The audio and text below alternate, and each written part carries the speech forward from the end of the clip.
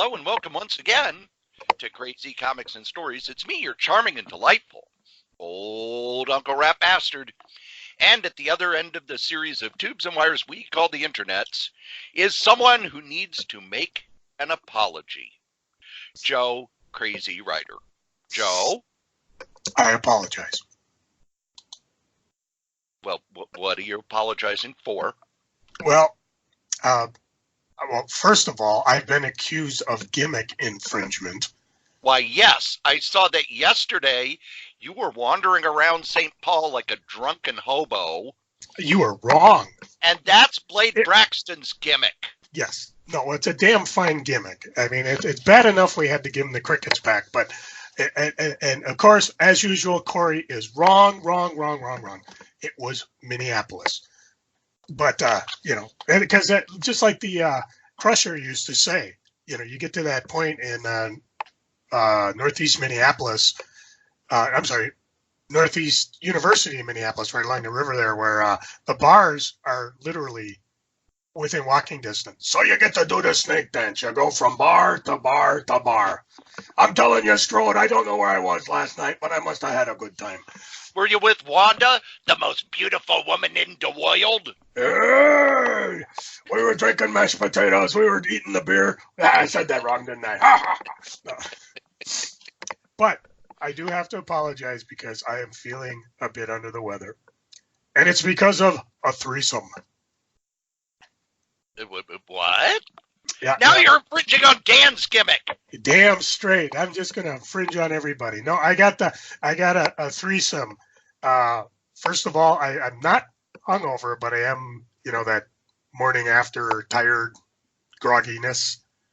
I'm at the tail end of a cold, which I don't know. Did I complain about that last week? I don't remember. It's still hanging on. And on top of that, my daughter and her boyfriend apparently were babysitting their cat, and it's not a big dander cat, but I do get I am allergic to them, so I do get the itchies. So you top all three of those today, and I'll have a lot of phlegm clearing and coughing and crap, and if it overcomes too much of the talking we're going to do, for that I apologize. And of course, it'll put Cory's podcasting editing skills to the test, which is great because I have to turn this around in like 6 hours. Which is, yes, fabulous. And on top of that, our normal podcasting idea we decided to shelve until next week because we got the previews. But before we get to previews, Joe, we have a letter. We do? Yes. Let me guess. W. No, I'm sorry. Damn. So the $50 goes back in the jackpot. No, we got a letter from Dennis Mishmash, which may not be his real name. That's okay. We don't mind synonyms. Yeah. Your Uncle Rat Bastard hates when people use fake names. That's crazy. Hey, Cory, I've been a fan ever since I went looking for podcasts about EC Comics. I knew right away you knew your stuff. That was around 2015, and I've been hooked ever since. I've since shared your podcast with my vintage stock comic warehouse friend, and he's also a weekly listener. I love Joe's humor and your scope of back issue knowledge. Well, that's good because I'm not very funny and Joe doesn't know anything. I don't know nothing. Since you asked for topics, I thought this one would be right up your alley. John Morrow of Two Morrows Publishing book, Jack Kirby and Stan Lee's Stuff Said, which I have given a solid review to. I have not read it yet, but I understand it is the most researched book ever about their relationship. Morrows has dug into fanzine interviews with Kirby and compared them over time, and apparently Jack's story of Marvel never changed, unlike Stan's version. Anyhow, thanks for all you guys do. You inform and brighten my Monday nights, and you have provided headphone motivation for my exercise. I think we should lift that. I think Crazy Comics and Stories. Headphone motivation. I think maybe I should use it. You guys are really a national treasure. Well, at least to the over 40 male comic fan crowd of podcast listeners. You're a listener, and since you are our Uncle Rat Bastard podcast nephew, Dennis Mishmash. P.S. Is this worthy of a celebrated Joe Prize? If he gave you his address, I'll send him a Joe Prize. There you go. Now, Joe, do you have the book, Stuff Said? I honestly don't know. Okay. I don't think I do, because usually the comic history books I try to hang on to, and in case I need to reread them. But allow me to write that down. Stuff Said. And if you find it, we'll both go over it. And if not, maybe that could be a Solitaire Rose podcast, because I have read it, and I'm a little miffed that in the second printing, they put in even more information, which kind of irks me as someone who supported them immediately. Don't irk the Uncle Rat Bastard. It just leads to an incident. I could clean their place, Ooh, that's uncalled for. Now, we have not recorded in 2 weeks. No, we haven't. It's just the way things worked. But I have recorded 2 other audios that people have to subscribe to listen to, Joe. Wow.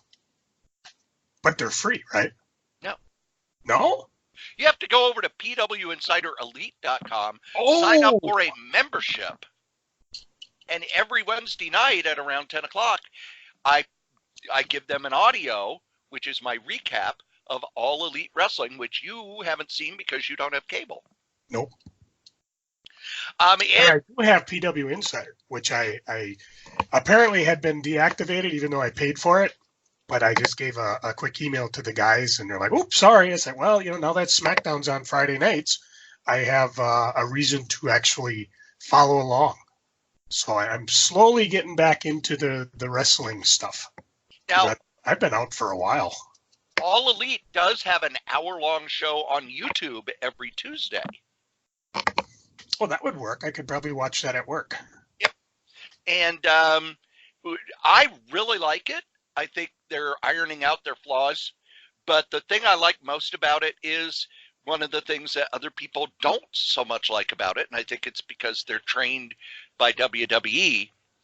They don't waste a lot of time with promos and vignettes and everything else. The characters are told to us in the ring. So you usually get about 5 matches a show and very little, well, I think they've only had like a couple vignettes, and both have been really short. Promos are happening in the ring, and they're usually the bad guy talking about how he's going to beat down the good guys. And Jericho is on fire with his promos. He's excellent with that. But this is pretty much all action. So if you want to hear more about what I think about All Elite Wrestling, just head on over to pwinsiderelite.com. They are the only wrestling news website I go to because, well, let's just say that some of the others have been proven to either get worked or make stuff up or just steal from them. Yeah. Talking about you, Dave Meltzer, you get worked constantly over at the Wrestling Observer. There's a website I do visit which will go through and basically rates stories from 6 months ago. And it's like, okay, they reported this 6 months ago. Was it true? Did this happen? And Meltzer comes out about 50-50. So there we go. That's what I have been up to. What have you been up to since we've been away? This, that, the other thing. I'll talk about it in Geeking. Okay, I hear there was a convention. You heard correctly. I was there. There. Lots of geeking there. I saw you. You looked very cherry. What it was, I was cosplaying. Yeah, sure you were. I mean, yes, you were. I was cosplaying John Cena. You couldn't see me. Butch would have seen you. He sees all. Just next time you see Butch, tell him I said you can't see me. He put his foot on your chest. What do you mean? We've got a previews here to go through. We do. So grab your previews. This is probably the most interactive we get with your podcast because we will tell you the page and we pretty much just start at the beginning and rumble our way through. Now, we're just recommending things that are new that we think are of interest. We're not necessarily talking about things that we buy monthly that we won't.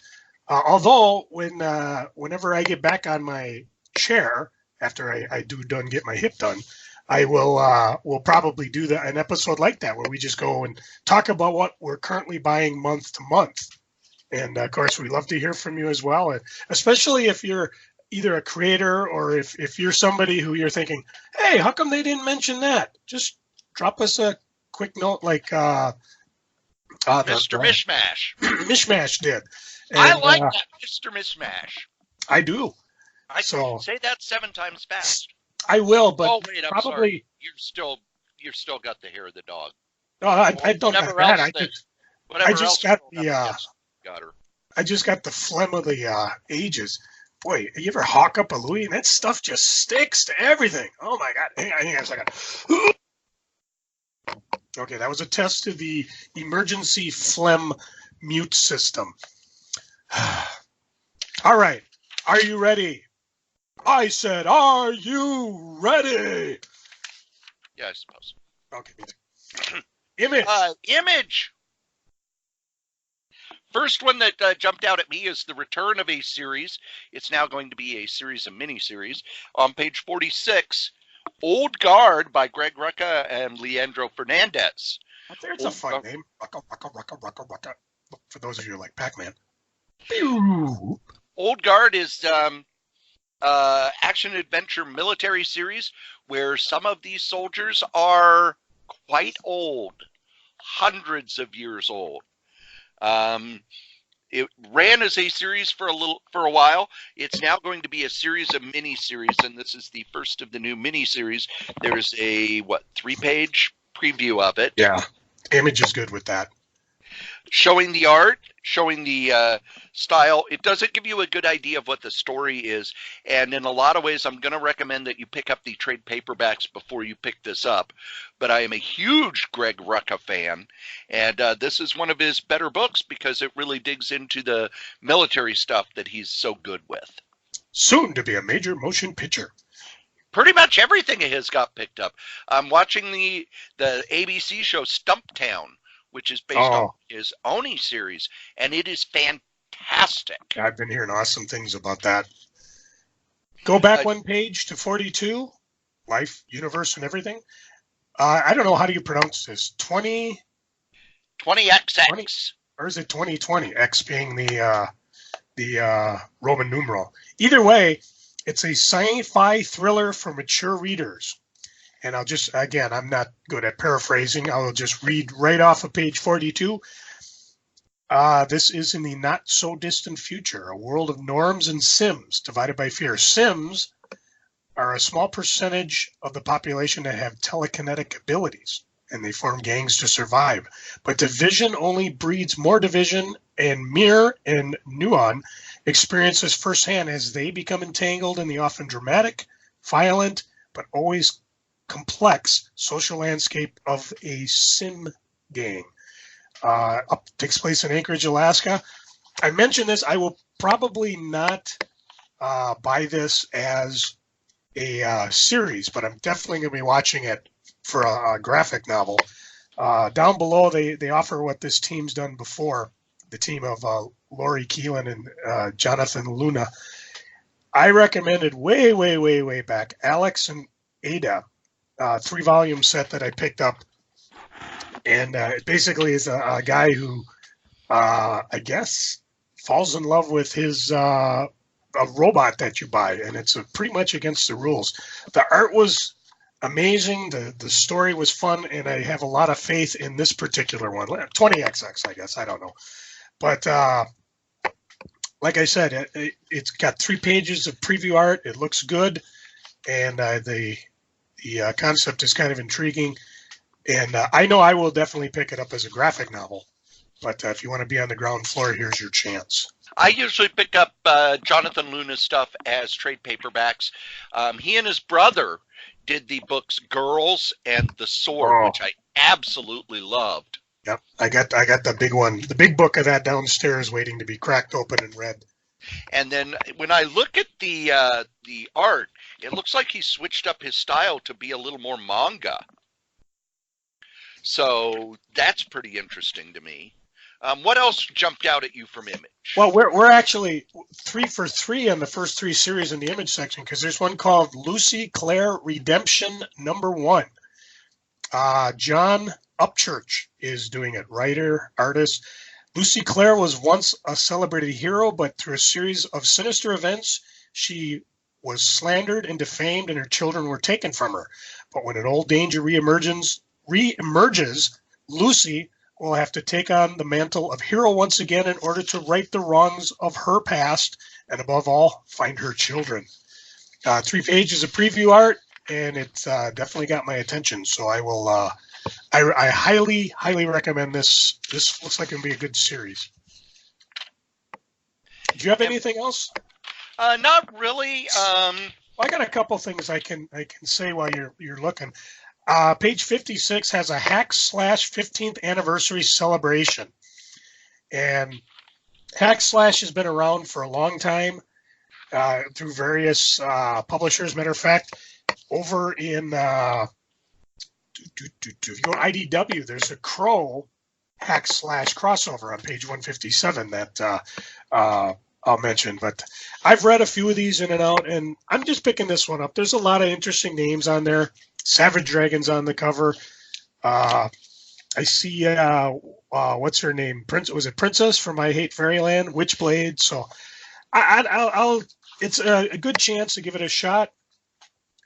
Also, since Cory and I are big fans of collected omnibuses, whatever. Omnibuses. On page 66, there's a book called Postal, and this is book 1 hardcover that has 1 through 5, including a couple other one-shots. Postal, I read this series when it first came out. I stopped at issue 6 or maybe 12, and I've been buying it as graphic novels.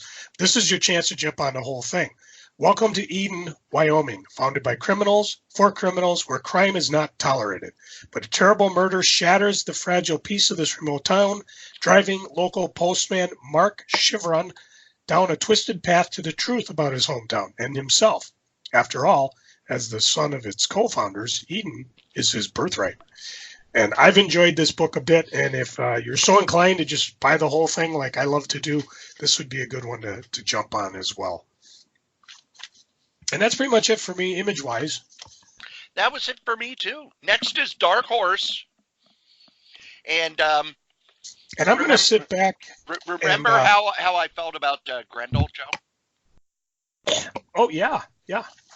Well, on page 106, Nexus is back!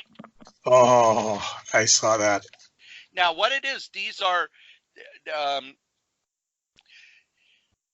Steve Rude tried a new format, basically sending out a newspaper. And this was available mail order only.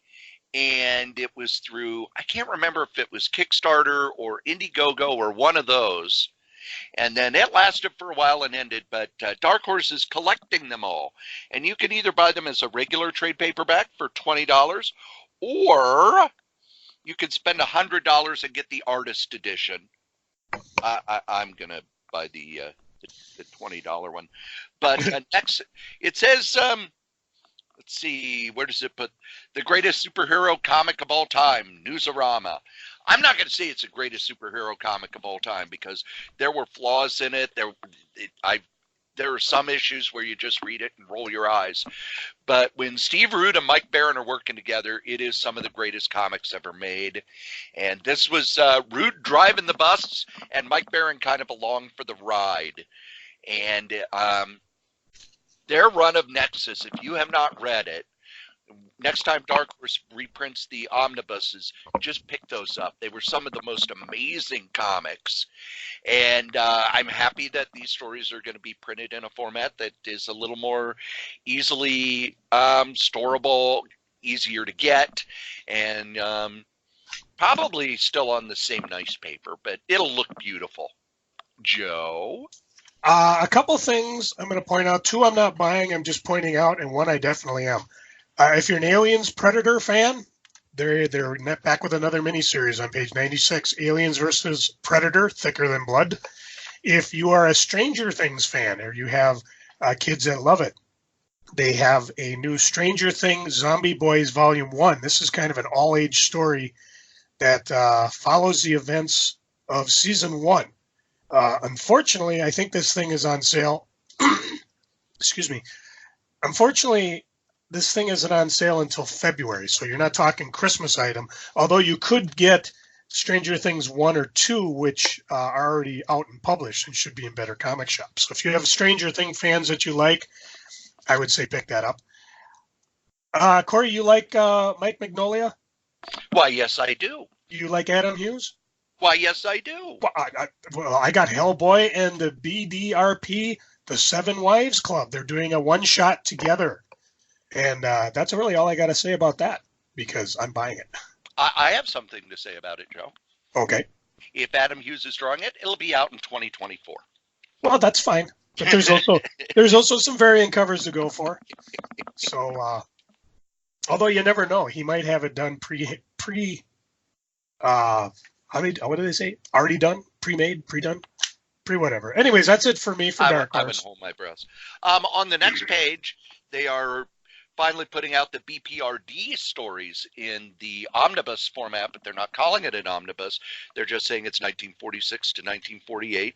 These are set in the world of Hellboy. So those are worth getting. Joe, can you turn to page 115? I am already there, and had you passed that, I would have reached through the interwebs and probably choke slapped you. They are reprinting Psychoanalysis, one of the EC New Direction titles, and this is not a very good book. Oh, really? No, it's not really good. I like Jack Kamen's art, but this is very much in the 50s when Psychoanalysis was considered new, but I wanted to point it out for two reasons.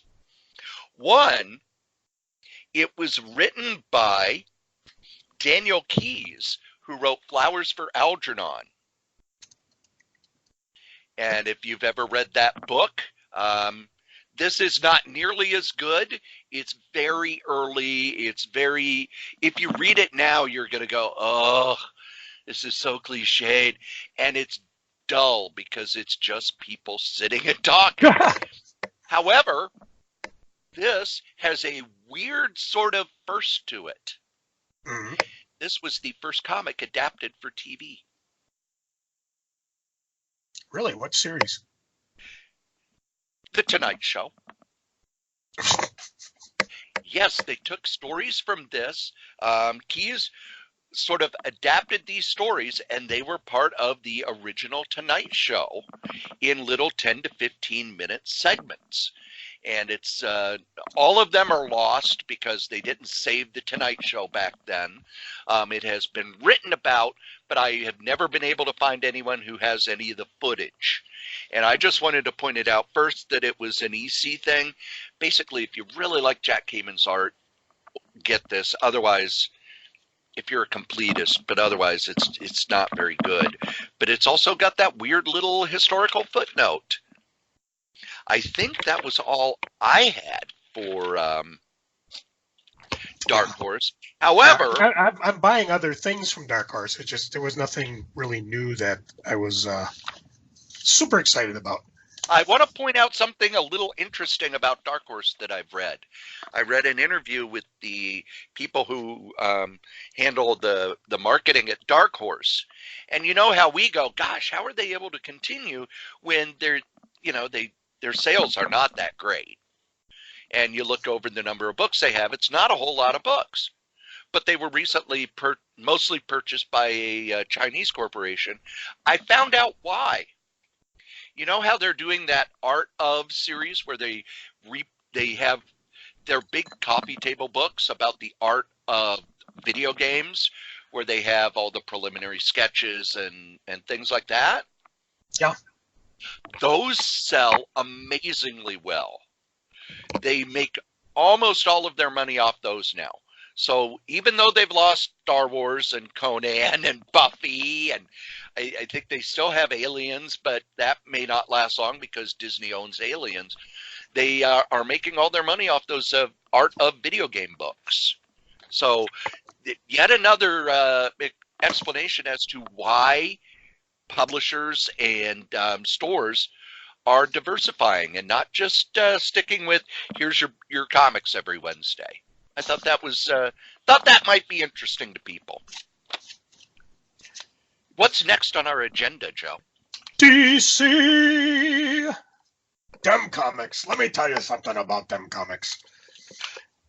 I've got only two things, comic-wise, that I'm looking forward to. And I mean, I'm buying a lot of stuff because DC's really been picking up the pace. And again, this month's offering from the Joe Hill House Comics, the Black Label, got my attention. The Low Woods. Shudder to Think, PA, that's the name of the town, has been on fire for years. The coal mines beneath it are long since abandoned. The woods are full of rabbits with human eyes. A deer woman stalks hungry girls and swaths of skinless men. The people in Shudder to Think, well, they're not doing so well either. And Elle and Octavia wake up in a movie theater with no memory of their last few hours. The two teenage dirtbags, and they are dirtbags, begin a surreal and terrifying journey to discover the truth about the strange town they call home. I'm putting a lot of faith in these Joe Hill comics because I'm buying so far every one. And part of me is like, well, maybe I should wait and do the graphic novel, especially if I end up really, really enjoying it. So, so far, Joe Hill comics are 3 for 3 with me. And they're all miniseries. They're basically, they seem to be every other month. So you got to kind of pay attention to what you buy.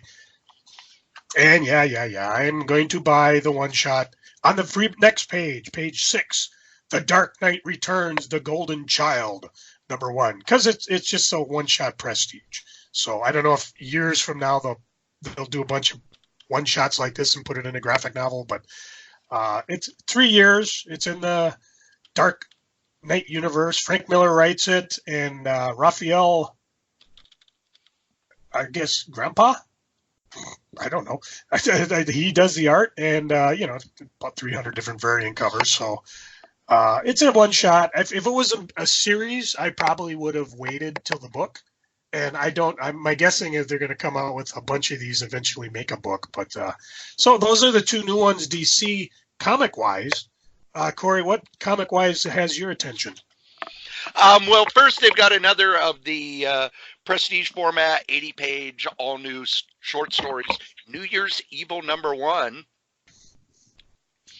You got Kurt Busiek doing a story, Dale Eaglesham, Gabriel Hartman, Elena Casagrande, and others. And I love these. I'm really a big fan of these. Our 100-page giants, our Batwoman Supergirl, World's Finest, Flash and Aquaman, Superhero Girls, and Teen Titans Go all get second issues, and Superman Giant #1, because by then maybe Tom King will have his Superman story that's in the older series done. Wonder Woman Dead Earth looks interesting, but it's prestige format, 48 pages, $7. I'll wait for the trade. Me as well. Me too. Me too. Are anything else fun or? Not till I get back to the trades. Well, let's jump to the trades. The first one is right there on page 84. The Adventures of Superman by Jose Luis Garcia Lopez.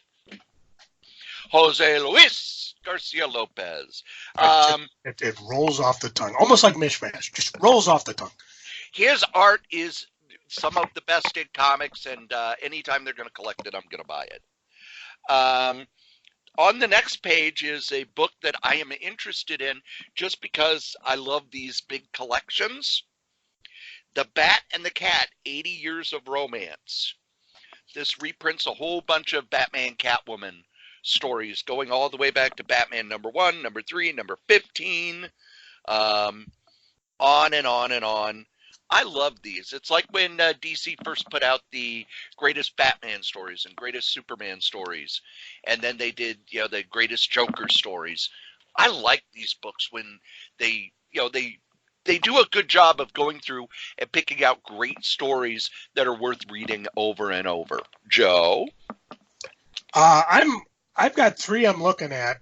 A couple we've talked about already. The Green Arrow Mike Grell Omnibus on page. Yes. 30. Oh, that looks good. I remember when this series came out, it was on the heels of Dark Knight, the original one. So anything that was done in a prestige format was like, people were just dying to get a hold of. And of course, Green Arrow Longbow Hunters 1 through 3 was that way. And then it rolled into a mini-series.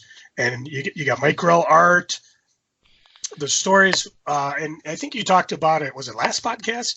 Or a couple ago, where more of an adult level Green Arrow, where he's not doing trick arrows, he's actually doing arrows, and there are consequences to it. I have not read these in years, and that to me looks like it'd be a lot of fun.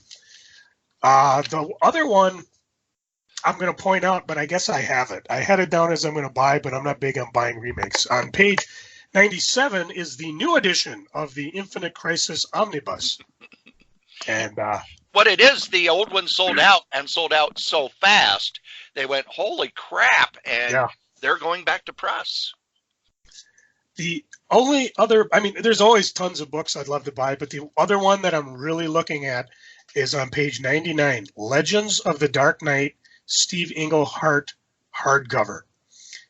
These are stories that I spent years trying to find because I remember reading them in my BC era before collecting, and I could never find them again. And I had no idea. There was almost no resources. You'd even look in the Overstreet guide, and I couldn't tell. I needed something to tell me who wrote it, what the story synopsis was. I didn't even know who Steve Englehart or Marshall Roger, Terry Austin. I didn't know any of those names. But this one has a lot of the storylines in it, where he's fighting with Dr. Hugo Strange, and then of course the renowned Jokerfish storyline. And again, it's a $40 book for about 500, 4, 5, 6. Sorry. $500? What? $500 for 3 pages and 2 CDs. This limited, whatever. No, it's 456 pages for $40. And you probably get it for less if you pre-order from your comic shops. So I'm looking forward to this one. This is the type of story I would love. And those are the big 3 that I'm looking at.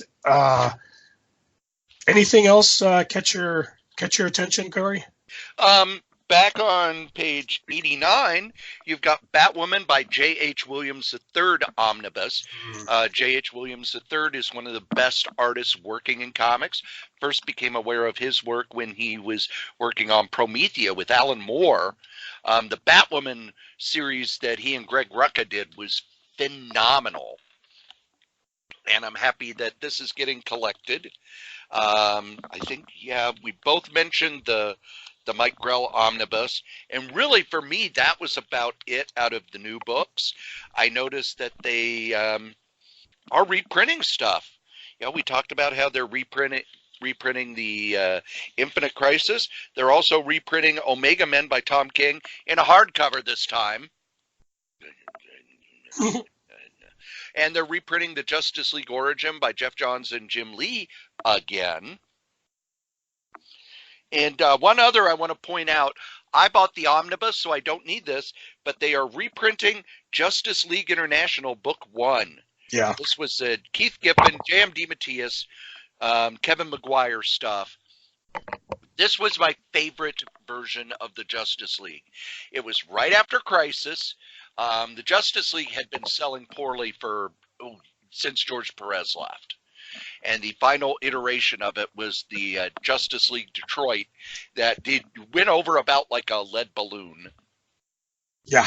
So they came in, They did a lighthearted, almost sitcom superhero, but it's wrong to say that this was an all comedy series, because they did actually have moments of drama and pathos and adventure. This was just a very well done comic series that did not take itself or its universe seriously. And Kevin Maguire, he came out of nowhere with this. Yeah. He is a master of facial expressions, one of the greatest artists in comics. This book would not work if it weren't for him, because he was able to show such emotion through facial expressions and body posture that nobody else could have pulled this off. I absolutely love this book. If you've never read this version of the Justice League, pick this up. It's got the first. Basically, it's got the first 17 issues plus the annuals and tie-ins to those issues. And you'll see why this book was a huge hit, to the point where there were like 4 or 5 Justice League books when it was coming out, because people loved it so much. And that's it for me for DC. As well as me. Next up, IDW. And I've only got 2 on this one. The first one, just something to note. This kind of tugs on the old nostalgia strings. But on page 153, they're doing a Star Trek The Motion Picture Facsimile Edition. This, I believe, is probably reprinting. It's right on the thing. Marvel Super Special. The magazine version. And then they reprinted it in a comic series that only went into the teens. The biggest problem was the Marvel series at that time only had the rights to do anything that was in the motion picture. Why? I don't know. I think Paramount was just being ultra paranoid at the time. No, because the rights to the TV show were tied up in other things. Because that was always the big thing when you read about it in the letter pages. If you actually find the original comics, people, what about the Romulans? What about this? What about that? Well, you don't have the license for that. We can bring the Klingons back, and I think they might have. It was a okay series. The movie I slept when, had a good nap, but it just kind of was a tug of the old heartstring to see the cover like that again, and it's fairly cheap. I don't know what the regular edition would cost you on the eBays. Page 166, Love and Capes, The Family Way by Tom Zahler. I've raved about this series over and over and over. It is quite possibly one of the most fun series I've ever read. He does it online, and then instead of doing it as a comic book, he's now doing it just straight into a graphic novel. So you get 168 pages, and it takes place a couple years from the last series, because the last series ended where Mark, who is the Superman archetype, married Abby, and they had a child. Well, now they have 2 children, James and his sister Haley, and they're navigating the world of playdates, diapers, and field trips. They also run an art gallery and save the world. And of course, Darkblade and Amazonia, Batman, Wonder Woman, have broken up. So I am very, very happy to visit back in this world. I know they're online, whatever, but I'm an old fuddy-duddy. I like to have a graphic novel and sit down and read this. So this will probably be a must-read, and when it does come out, 2 months from now, I guess, I'll be revisiting that when we get to Freaking and Geeking, because I'm going to just love the living bejeebus out of this book. I mean, I have the comics, but I also have the graphic novels, because it's one of those that I just love to read from the beginning to however far he's gone. Usually once a year, twice a year, if I can find them all at one time. I tell you, I got so many books. Anyways, that's it for me, IDW. Anything for you, Cory? Joe, please go to page 163. Yo. Johnny Dynamite. Explosive pre-code crime comics, the complete adventures of Pete Morisi's Wild Man of Chicago, published by Yo Books. This is a really obscure book that I would know nothing about if not for Scary Terry Beatty and Max Allan Collins, who resurrected Johnny Dynamite and did a mini-series based on the character. So this reprints all of them. What it is, this was basically a hard-boiled detective story done as a comic. And it didn't last very long, but it lodged in the minds of people who are big fans of hard-boiled detective comics, like me. This reprints all of it. And how sad is it that it's only 184 pages, but still well worth it. I have read these stories. They reprinted some of them in Ms. Tree back in the 80s and into the 90s, I think. But really looking forward to this one. Those were fun books.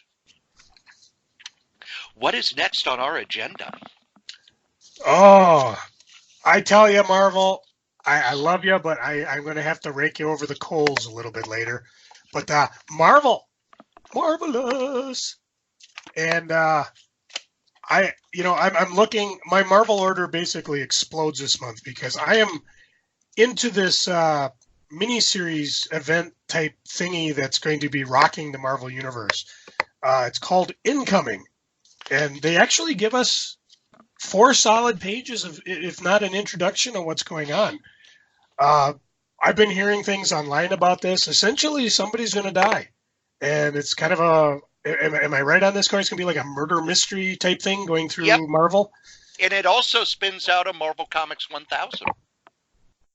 So this is it. It's a one-shot coming up. And, of course, we talked about it last month. But the Marvel Cosmic is firing up, and Annihilation Scourge. They're doing like they did last time. They got the Alpha. It's going into the miniseries. There's Nova, Silver Surfer, Beta Ray Bill, and the Fantastic Four. And then, of course, the Omega. And so if you're along for the ride, get ready to jump on it. What's also cool is that the True Believers this month, which are on page 16, 17, all tie into that, which is brilliant. A lot of these I will not be buying because I do have them in some type of form, usually essentials or omnibuses. But Cory, if you on that page, are there any of these you're looking to buy? I always buy these because it's nice to have, even like Omega #1. Yeah, I have that. It's on shitty paper. This will be on the nice new paper. Same for Nova #1. I bought that. Bought that off the newsstand. And I've got the essential, but it'll look really nice in this. If you turn back a page, I know I'm going to do the Nova, the Iron Man, which has, I guess, Moondragon in it, and then Manwolf, which I don't recall ever reading. Although I know I must have had it because I had all of Marvel Premiere at one time. But you're talking page 15? Yes. They are doing a facsimile edition of Giant Size Defenders #3 that will tie into this as well. Which means if you have a copy of Giant Size Defenders 3, you should probably check to make sure it's in good shape because this will probably drive it up in the back issue market. And this was Steve Gerber and Jim Starlin working together on a comic. Oh, that's the first appearance of Korvac. Yep. Ooh, hey now. He'll never last. So they also, on the next page, are starting a crossover that I just went, what? Yeah, I had to do the same thing. Conan Serpent War. 4-issue miniseries with a billion variant covers. Well, maybe not that many. I was like, oh, they're doing a Conan miniseries. I've not bought any of the current Conan stuff, but then I kind of like, oh, wait a minute. This has my attention. This is Conan, Moon Knight, and 2 other Robert E. Howard characters that Marvel's going to be working with. Solomon Kane, who is a Puritan hero that Robert E. Howard only did a couple stories about. Marvel has done stories about him in the past, but also there was a Solomon Kane movie a few years ago. I don't remember much about it because it wasn't very good. And Dark Agnes, a Robert E. Howard character I know nothing about. So these They're also on the next page reprinting Valley of the Worm, which was a Robert Yeah, E. Howard story, not with Conan. Yeah, they're doing it in the True Believer format, so it's only $1. And Yeah. that's the other one I'm going to buy. Because, again, it's a book I've never read. And for $1, you can't get much better than that. The only other series I'm going to point out, and if you're reading Doctor Strange, you know it's coming. It's Mark Waid starting over with another Doctor Strange #1. The twist, the impossible has happened. Doctor Strange's hands have been healed. And it restores his surgical skills. So now he's torn between his obligation as Sorcerer Supreme and as a neurosurgeon. And he's got to choose which vows to uphold. Mark Waid, as I've said in the past, could write the phone book and I'd pick it up. So the fact that they're going with, the cover threw me, Doctor Strange, Surgeon Supreme? Hey now. But I like the current run that he's doing, and I'll stick on board with this. So if you haven't jumped on, this is a good place to do so. And buy another #1 with variant covers and hidden gem wraparound variants and more variant covers. Also, New Mutants is one of the books Jonathan Hickman is writing every other issue of. Yeah, I saw that. I kind of, we'll see how it writes. They are also reprinting some Eternal stuff. On page 34, gearing up for the movie, they're reprinting Eternal Secrets from the Marvel Universe, which are the backup stories giving the history of the Eternals in the Marvel Universe from What If, and a facsimile edition of Eternals #1. There's also in the back, you could get a poster of Eternals, the cover of Eternals #1.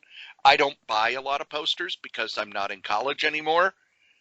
Been really, really tempted to get that one. Oh, yeah.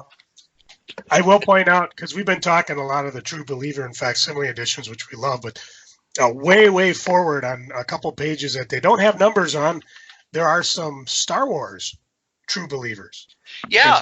They're rolling into the Empire Strike Back stuff, and they have a Star Wars #1 facsimile edition, which I will probably pick up just because I think when I bought Star Wars, I found issue #3, and I remember reading it but not really know what's going on because, as we've talked about before, the book came out before the movie did, and that's why Vader's helmet's green. But and there's scenes in this that were never, I guess they were filmed but cut from the movie, and George was being cagey about it. He showed them like at cons or whatever. But there's even a couple scenes that are in the comic that haven't been in any of the restored versions. Yeah, which really irritates me because it does. Come on, man. And across the page are a bunch of True Believers. And I guess it ties in because there's a bounty hunter that appeared in the Marvel run that's going to be in the somewhere in the Star Wars saga. I'm not sure which one. It's the bounty hunter who's in... there's Star Wars Empire Ascendant, #1. Hunter. Bellert Valance. So, see, never throw your back issues away. And I imagine if you have that number 16 Star Wars, that might go up in value. Might not, but, whatever. Then we get into the trade paper. One thing I do want to point out, they don't say so in the solicitation here, but boy, it really looks like Dr. Aphra is being canceled. Oh, it's just not there. I love this book. I really loved this book. She's a fun character, and the droids they got with them are just, downright scary. Hey, there's a book coming up that I want to mention. I'm trying to find where I put it. It's called End of the Fucking World. And so since I'm going to be using the F word later on, can I drop an F-bomb right here? And just we'll give a warning. Marvel, what the fuck are you doing with your omnibuses? Reprinting them. Christ. Wolverine omnibus, Silver Surfer omnibus, Astonishing X-Men omnibus. Those are reprints, Joe. Black Widow omnibus. Well, John Byrne omnibus. Holy mother of God. the omnibuses that have gone out of print, Oh, such as Wolverine, Silver Surfer, and Astonishing X-Men, and that's not even they counting want the they want to Golden get Age. those back in print. Oh man, you're breaking us, babies. Although if you are on eBay selling your Silver Surfer omnibus, now's the time to lower the price. Of course, Or just pump it as fast as you can. However, Joe, did you buy the Dan Slott omnibus? yeah, have not opened it yet, but I do have it. It is already out of print. Oh, I think what's happening is what we surmised a while back, that they are not going to really push big printings of the omnibuses unless, like in this case, there's 3 of them they're redoing because they sold out. But of these omnibuy Mr. Strode that I mentioned, I am looking. I've got to decide between the Silver Surfer. The Black Widow one looks intriguing, and I would love the John Byrne She-Hulk, which would be fun. But I have to decide which one. I'm kind of leaning towards the Silver Surfer because I don't have any of his stuff available. Although I have it in the essential form, but it'd be nice to have it in the a nice solid hardcover. Anything there in the Omnibuy you're looking at? Timely's Greatest, the Golden Age Submariner, post-war years omnibus. They are reprinting all of Bill Everett's. I've already got the one that has all the pre-war stories and the ones into World War II that were by Everett. Now they're reprinting the post-wars stuff by Bill Everett. So with these 2 volumes, you've got most everything. He did do some Submariner stories in the 70s, right before he passed. I love these. I think Everett's art is phenomenal. I understand that Golden Age is not for everyone. I'm not saying run out and buy it if you're not already a fan. I am, however, getting the Black Widow omnibus, and I'll get the George Perez variant because, of course, I will. Oh, yeah. That's killer artwork. And this reprints all of the Black Widow stories up to the, up until the 90s. Just kind of collecting them all in one place, and that's why I want to get it. So, yes, you're going to have some of the real early Don Heck stuff. You've got that issue of Spider-Man, where she changes her costume, and Spider-Man goes, Black Widow, huh? I wonder if we're related in some way. Yeah. But this is a nice collection because it's going to grab all of these stories that were published all over the place and put them in one place. I'm not a huge fan of the Sensational She-Hulk by John Byrne enough to buy an omnibus. I already have those stories. I do already have those. I do want to point out, however, on page 115, Daredevil Elektra, the Gallery Edition. This reprints the Elektra Assassin 1 through 8 and Daredevil Love and War graphic novel. I did not realize that Elektra Assassin was out of print. Elektra Assassin came out around the same time as Dark Knight, and I think people have forgotten that it was just as influential. It got reviews in major magazines when it was collected into a book, and I still think it's one of the greatest things that Bill Sienkiewicz ever did. He just went wild with that art, and Miller was at the peak of his writing skills at that point. Does it tie in with the continuity? And I don't care. It was published through Epic.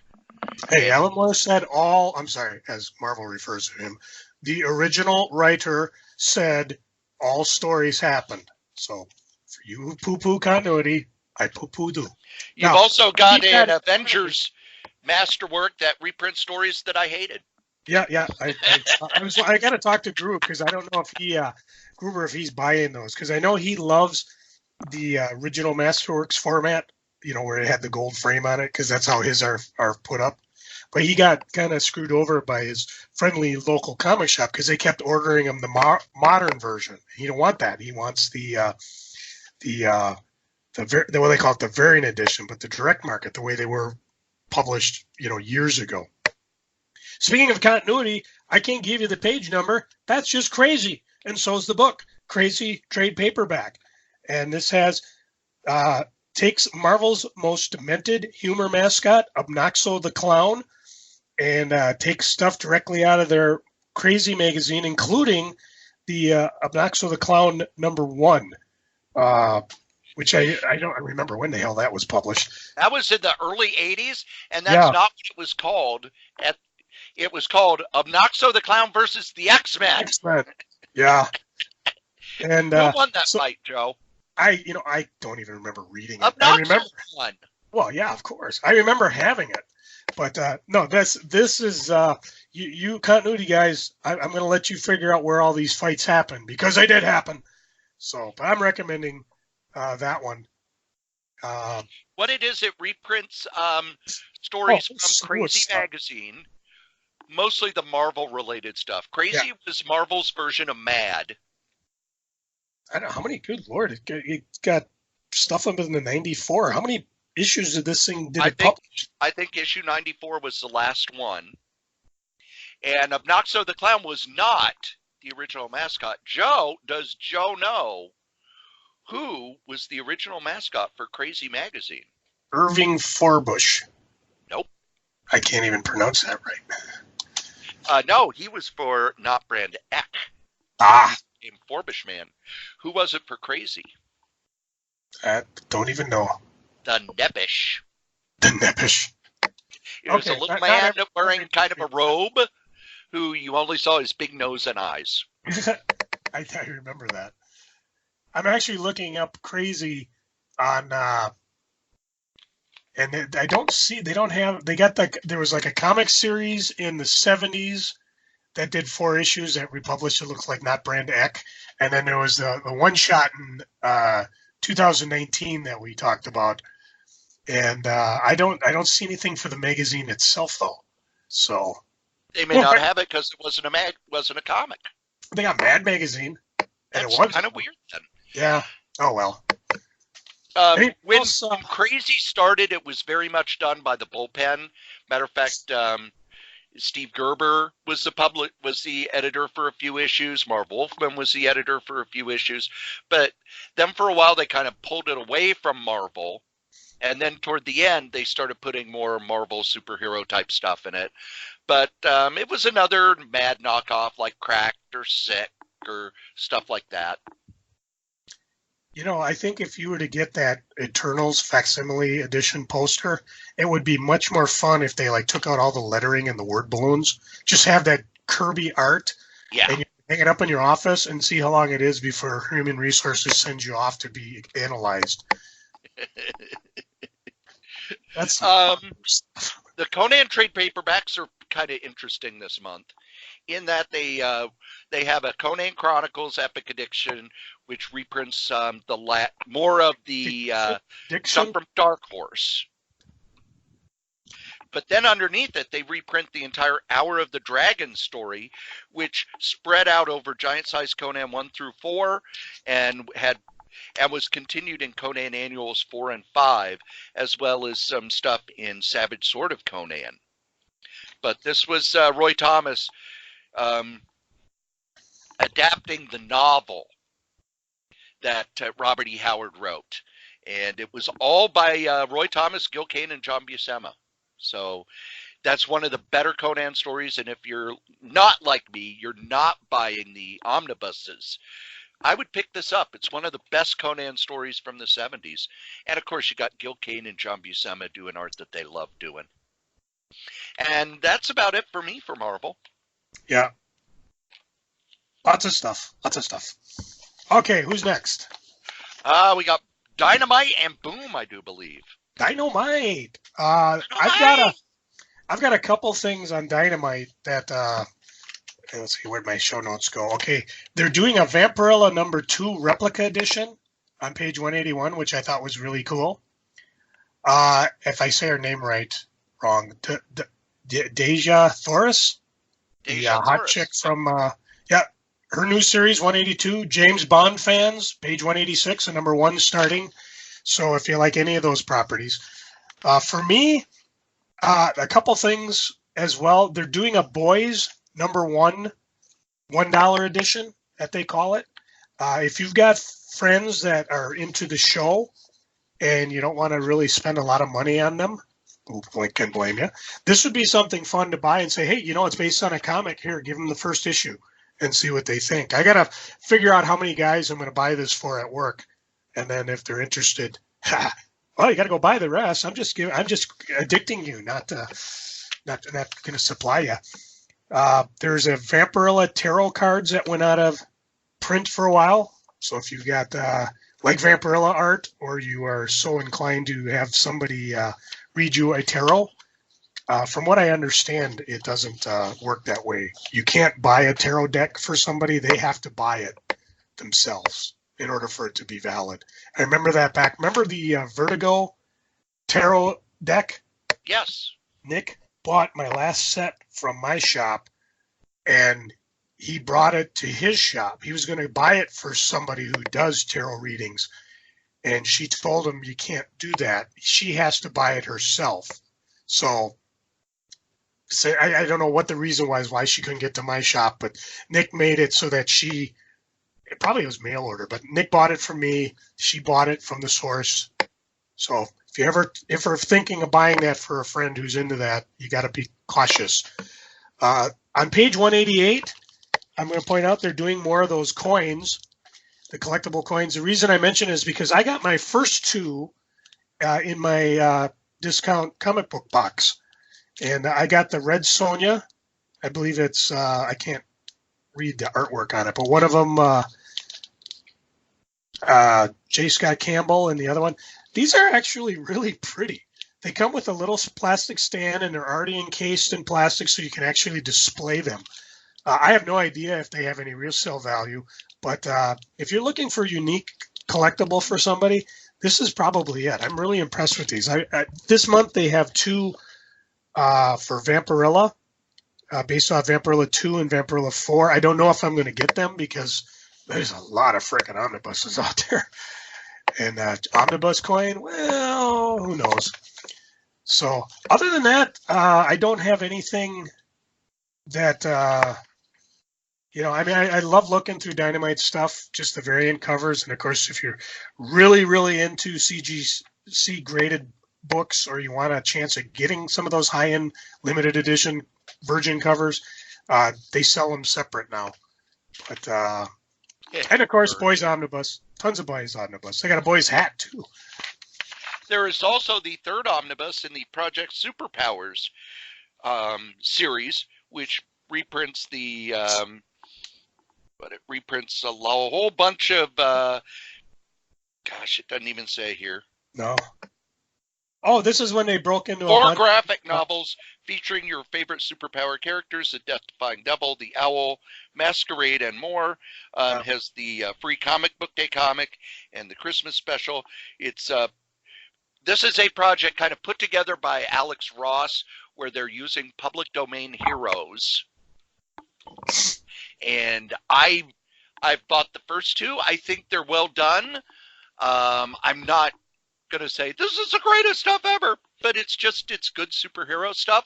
I have heard really good things about Gail Simone taking over the Death-Defying Devil.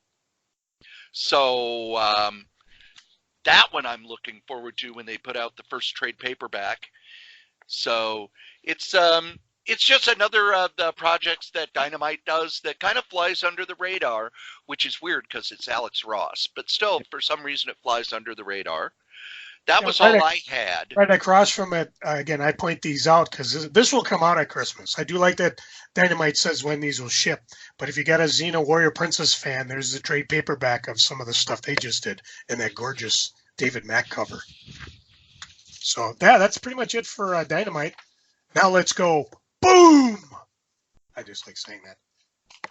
Right off the bat, page 210, The Red Mother, written by Jeremy Hahn, illustrated by Danny Luckert. Jeremy Hahn, of course, did The Beauty for Image. And it says, after losing her eye and the man she loves in a brutal mugging, Daisy McDonough is left trying to put the pieces of her life back together. Just when she begins to think she can heal and move on, she begins to see strange things through her new prosthetic eye, and the Red Mother sees her in return.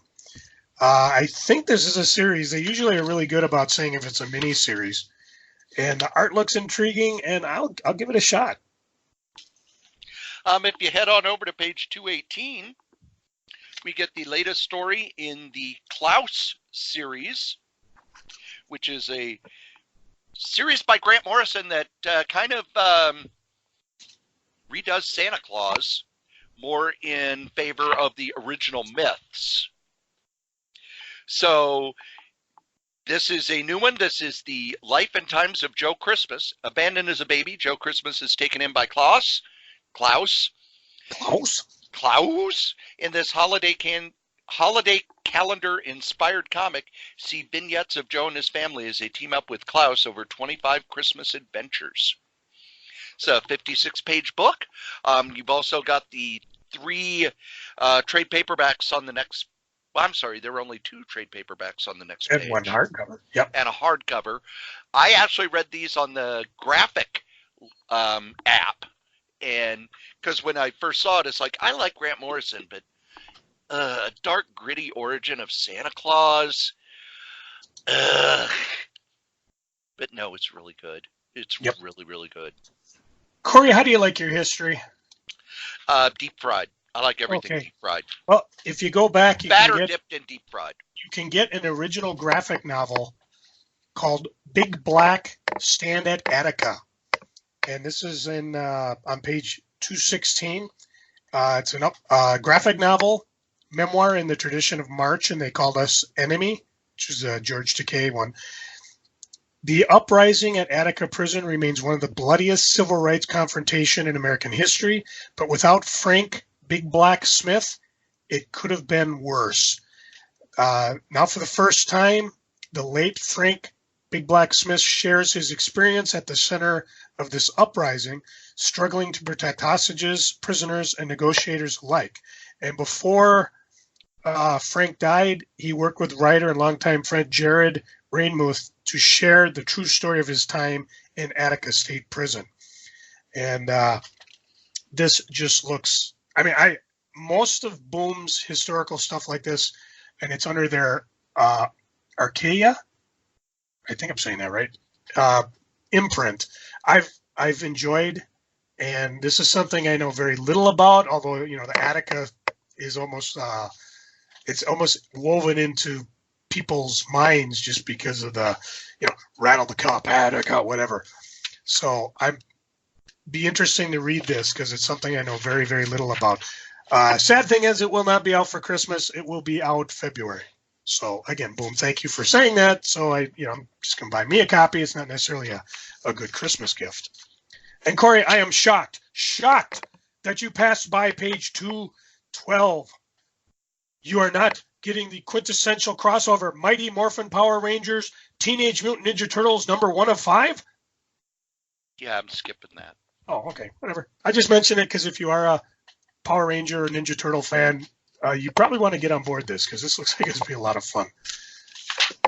That's pretty much it for Boom for me. And that's it for the, what do they call these, the people in the front? The front people. Premier? The front people. The premier. These are the premier publishers. And now the rest of the story. Yep.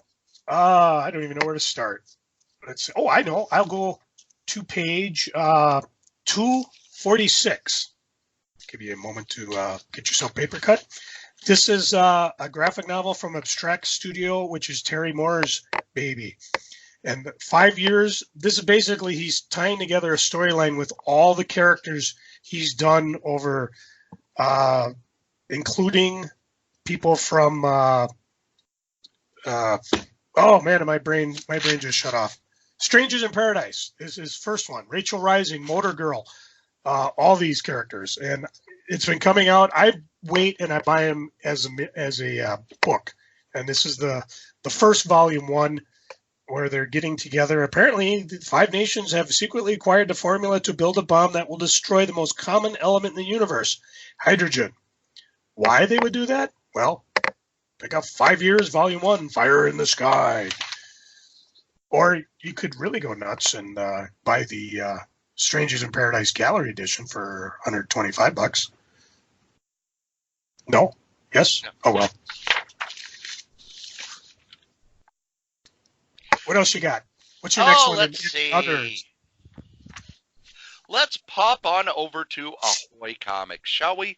On Ahoy, page hoy. 264, we get the second series of Edgar Allan Poe's Snifter of Terror.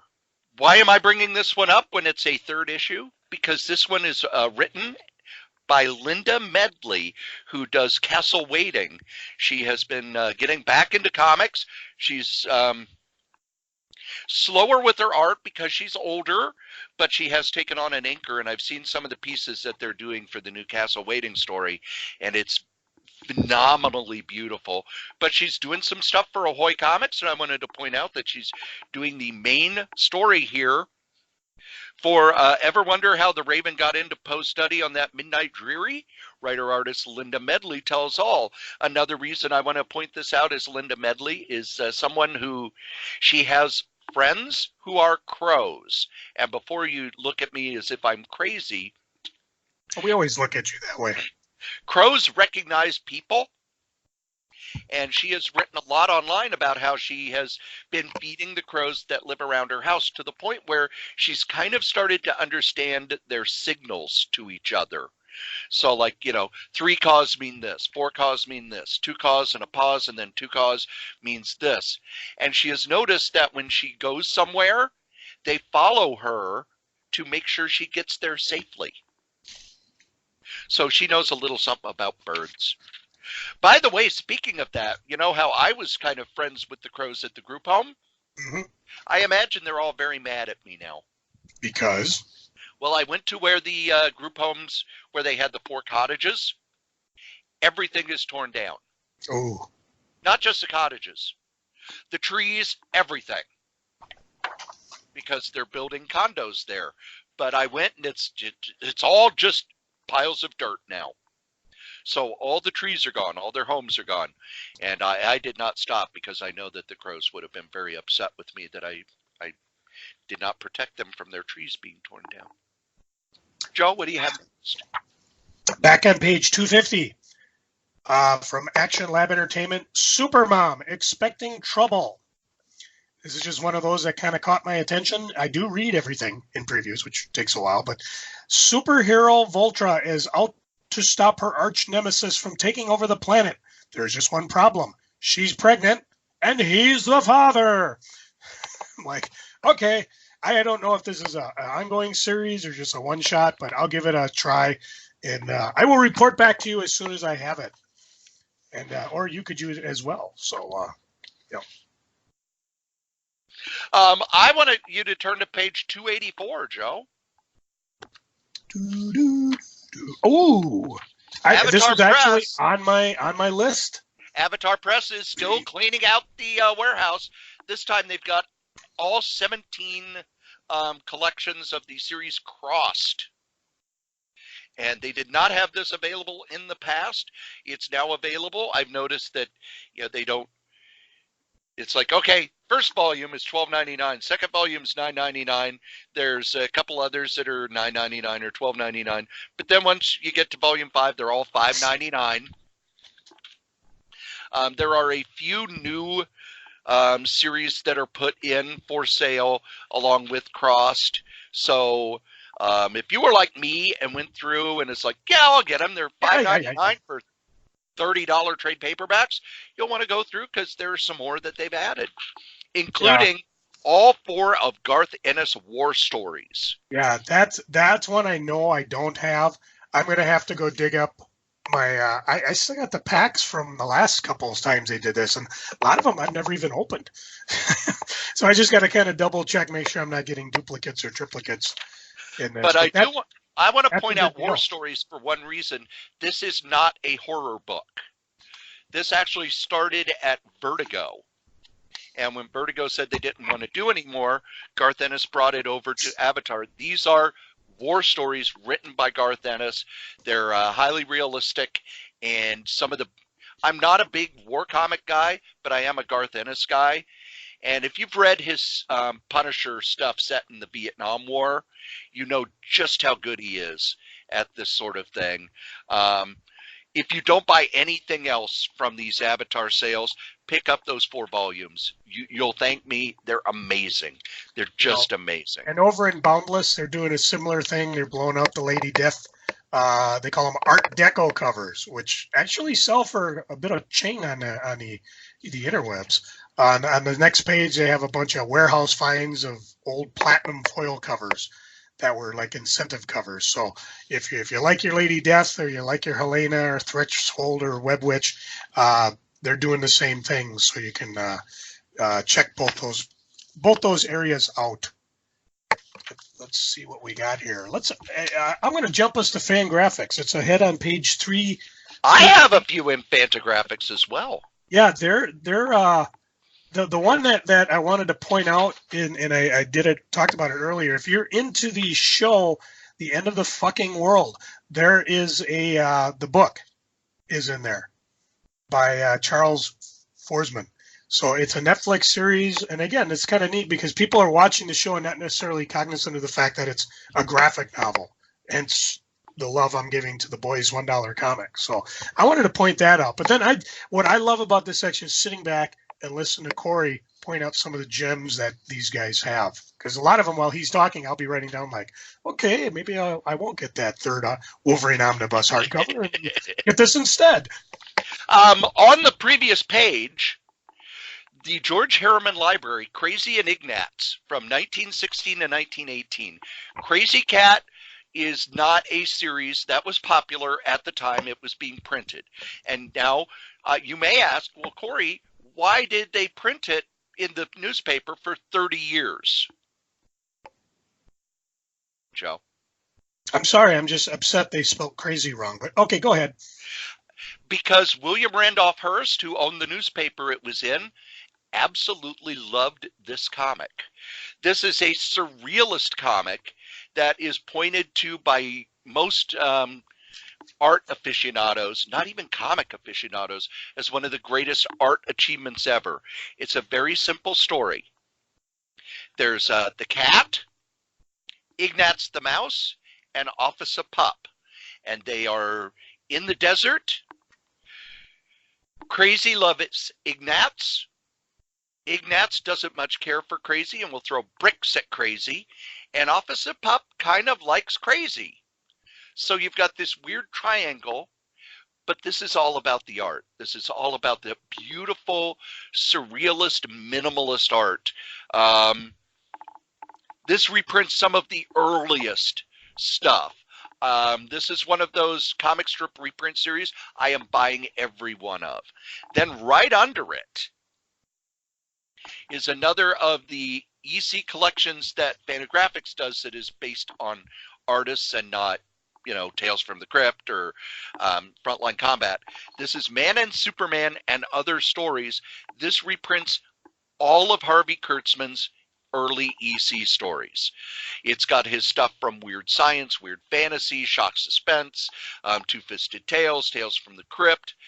Harvey Kurtzman, if I have to explain who Harvey Kurtzman is, you're a new listener, and welcome. Harvey Kurtzman, one of the greatest cartoonists of all time, the editor of Mad Magazine, the creator of Little Annie Fanny. He worked at the School of Visual Arts for years and years and years, teaching many of the artists that you know. He is the father of underground comics, because if you look at the early underground comics, all of them point to Kurtzman's work and Mad. So if you only buy one book for historical purposes this month, it should be Man and Superman, because not only do you get to see Kurtzman's beautiful work, but you also get some of the best stories in comics. On the other page, of course, is their gift ideas for the holiday season. And because this is the Titanic Tomes month, where Diamond is pushing big books, and Joe and I, we love big books, so we cannot lie. We like big books, you cannot lie. Other brothers might deny. My shelves are made titanium steel, because if they don't, they'll go through the floor. No. So you've got the complete Zap comics for $500. Yes. Including the unprinted issue. The complete women's comics, that's a relative bargain for only $100. I would love that. And the ones that I enjoy, the Disney Masters box sets. You know, if you're not going to get Cory and I these great gift ideas for the holiday season, we would settle for somebody making us a Wikipedia page. Which, you know, if we're a national treasure, shouldn't we have a Wikipedia page? We should have one. Yep. Now, are you anything else Fangraphic wise? Nope, that's it. Because see, while you're busy looking at that, I'm on page 413 looking for the best name for a comic book. Under Full Moon Features, Deadly 10 presents Sorority Babes in the Slimeball Bowl-A-Rama. This is the type of title I would just buy because I could.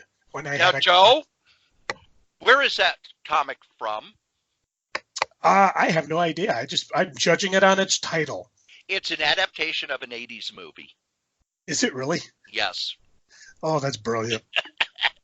Which I saw because I am a huge Brink Stevens fan. Was that the title of it? Sorority Babes in the Slimeball Bowl-A-Rama? Yep, Brink Stevens made a lot of low-budget movies where she removed her clothes along with Leanna Quigley and others. But does Joe know what is the connection between comic books and Brink Stevens? How the hell would Joe know? Joe doesn't even know how he got home from drinking last night. Brink Stevens was Dave Stevens' wife. Ooh, I should have guessed. And they did divorce, but they remained close friends.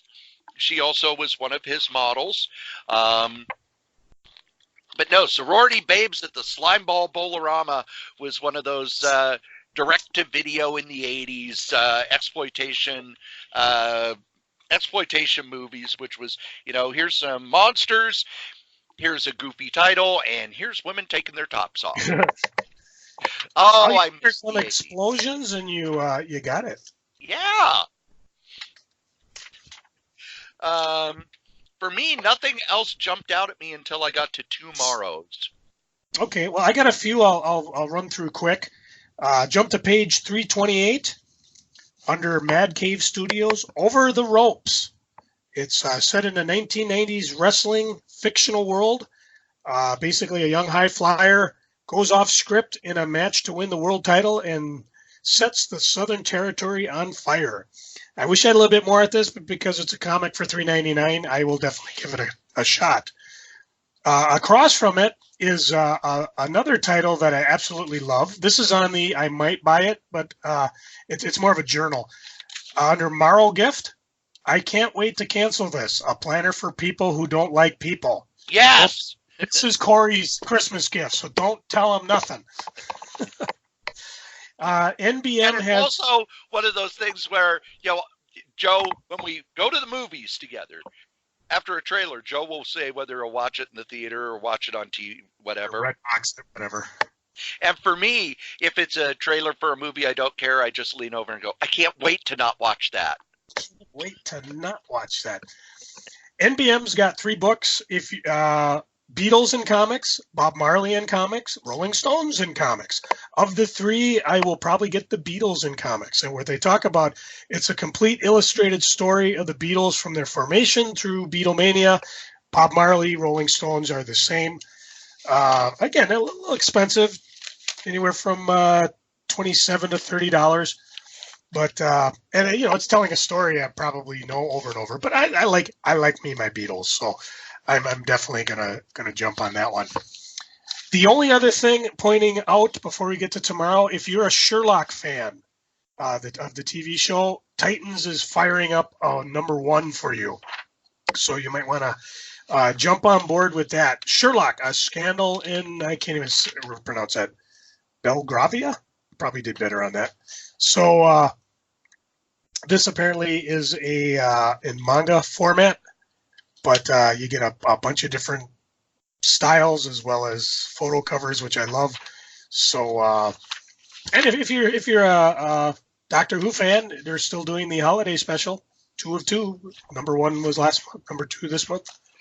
But that's pretty much it for me in terms of new stuff or things that I definitely want to point out. Now let's jump to tomorrow because you know Cory's got something there. Tomorrow's they're offering Alter Ego 160 again, which is their special Steve Ditko issue.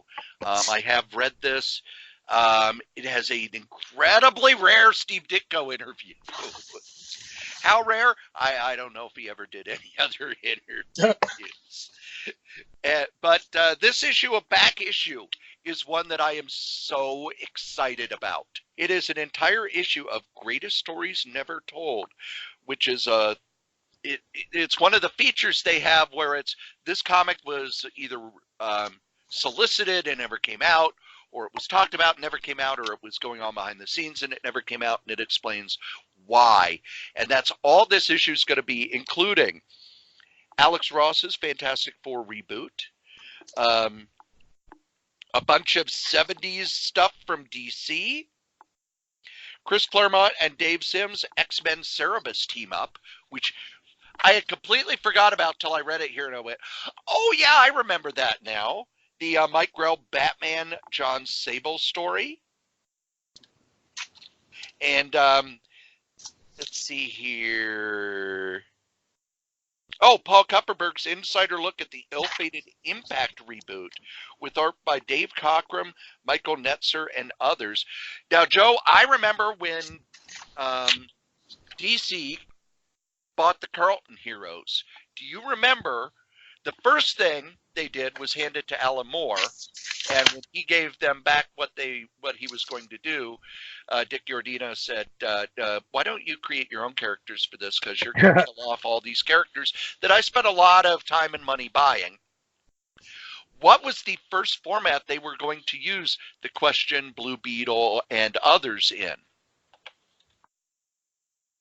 Are you talking when he ended up making the Watchmen instead of the Carlton characters? Or? No, they told him to go do Watchmen. Oh, okay. And they put together a plan for the Carlton characters.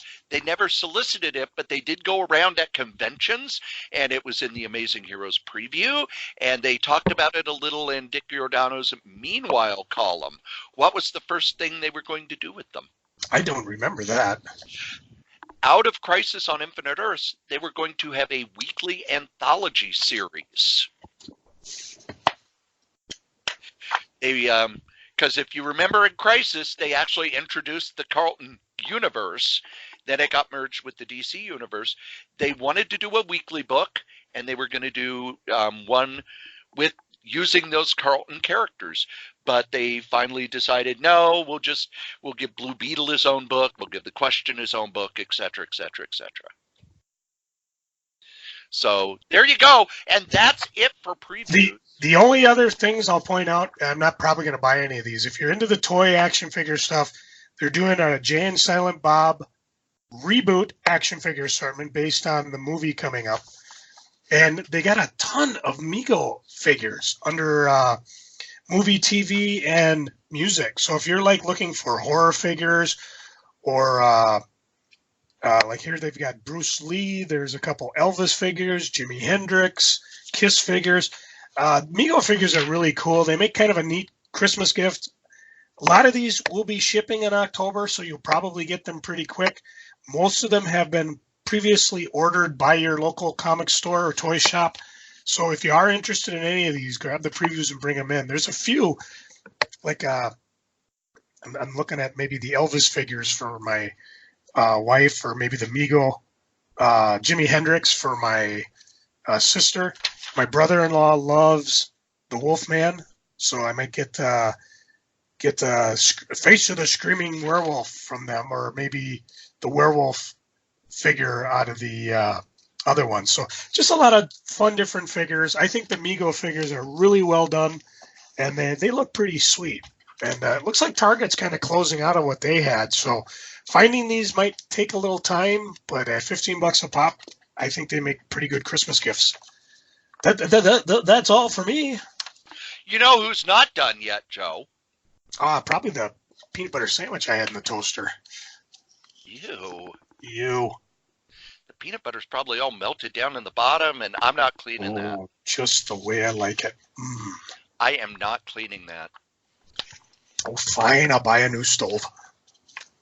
No, it's these guys, our sponsors. Promotional consideration is paid for by the following sponsors. Our first sponsor is DreamHost.com. DreamHost.com has been with us since the beginning. They're the best web host in the whole known universe. And if you need a web host, and you do because, Facebook, Google+, everything gets hacked. But if you set up your own web page, it'll never get hacked. Unless you kind of make some mistakes or pick an easy password like password. But still, you can have your own web page. If you use the code KRAYZ, K-R-A-Y-Z, you get $20 off your first year. When you're at the office, do you often run to the vending machine for snacks? Those things are terrible for you. Instead, have snacks delivered to you. So go to Graze.com. Graze.com has healthy snacks that you can decide what kind of snacks you want, how often you want them, whether they get delivered to you, or if you choose them every time. I myself get the subscription box every 2 weeks so that I have healthy things to eat when I'm at work. You can get a free box by using the code CORYS3R5P.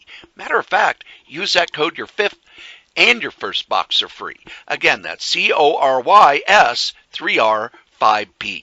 If you'd like to advertise on any of the Solitaire Rose Podcast Network shows, you can. Just send us an email at solitairerosenetwork@gmail.com. Thanks. Neat. And do you like this podcast? Do you think we're a national treasure? Would you like to be part of it? Well, Joe's going to be a slacker and take a month off, so you can be a co-host. Just listen. As Joe preps for Hip Watch 2, Electric Boogaloo, I am looking for co-hosts through the month of December. Now, the other thing that we did last year that I really enjoyed, because December can be a very busy month, is we recorded most of our fill-in episodes in October and November.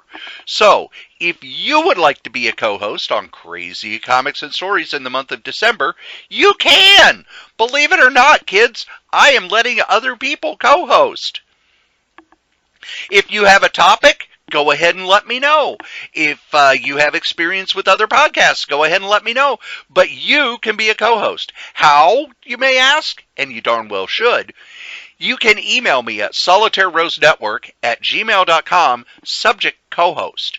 If you don't have an idea for a episode topic, that's okay. Joe usually doesn't have an idea anyway. I have tons of ideas, and if I know a little about you and what you like to collect, we can do a focused episode like I did with Dangerous Dan Moore when we talked about his favorite character, Thanos, or when I co-hosted with Adam Vermillion and we talked about his favorite character, Daredevil.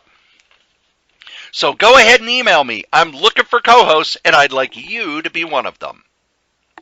And this is not the only podcast I do. Not that I'm counting, but that's only like 4. It's only about 8 podcasts away that I'll be gone. So, I know. Probably 7 because this is number 8. Oh well, we'll do a countdown. But wait. Did you say you do? I'll just be worried. Did you say you do more? Yes, like these. The Solitaire Rose Podcast Network is filled with all kinds of audio goodness. First, there's Crazy Comics and Stories.